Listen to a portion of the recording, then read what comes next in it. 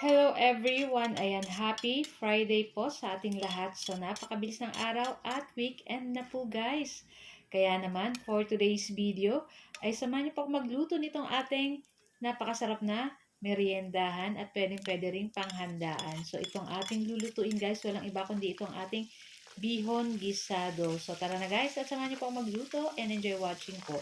So, yan na nga guys, kung makikita nyo, ay nasa labas tayo guys nagluluto dahil nag-brown out po sa amin maghapon, 9 to 5 p.m. Kaya madilim sa aming kusina and ayan.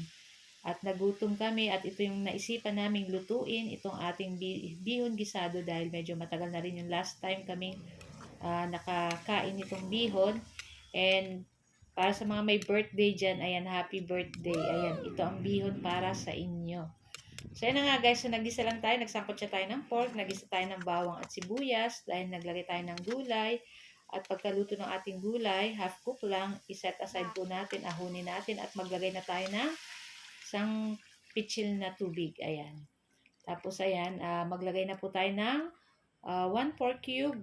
And maglalagay tayo ng oyster sauce para sa ating pampalasa. And syempre, maglalagay pa po tayo ng soy sauce at pamintang durog para mas masarap po itong ating pansit gisado. At hintayin lang natin kumulo at pag kumulo na ay pwede na po natin ilagay dyan yung ating noodles na bihon. Ayan. So pinuputol lang namin para pag hinalo natin mamaya ay madali na. Ayan. Para pag kasi mahaba, mahirap po minsan haluin. Ayan.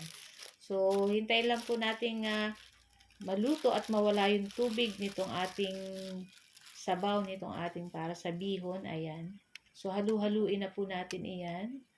So, madali lang naman po magluto ng bihon. Napakadali lang po lutuin ito. Ayan. Tapos, syempre, yung ating lasa dyan, dapat sakto lang yung alat nitong ating bihon. Kaya, syempre, tikim-tikim lang para kung medyo kulang pa, magdagdag na lang. So, makikita nyo guys, umuunti na yung tubig at naluluto na rin yung ating bihon dyan. So, bago maluto, ilagay na natin yung ating mga gulay dyan. May kasamang pork. Ayan. Para masama na po siya sa paghalo nitong ating bihon. Ayan. At syempre makikita nyo guys, umuusok-usok pa. Sobrang sarap nito sa sliced bread or sa piniritong saging na saba. So, kayo na po bahala kung anong gusto niyo i-partner sa ganito. Pwede rin po ang biko. Uy, yun ang gusto ko. Or kaya lumpia siyang ay, talaga may birthday. So, guys, ayan, ito lang po ang ating video today. At sana po ay nag-enjoy kayo. Huwag niyo po sana kalimutan mag-like, comment, at pa-share po ng ating video. At kung bago pa lang po kayo sa aming page, huwag niyo po sana kalimutan mag-like at mag-follow para palagi po kayong updated sa aming mga bagong video na i-upload. And syempre gusto kong i-shoutout ang ating mga new followers. So guys, thank you for watching. Bye! Ciao!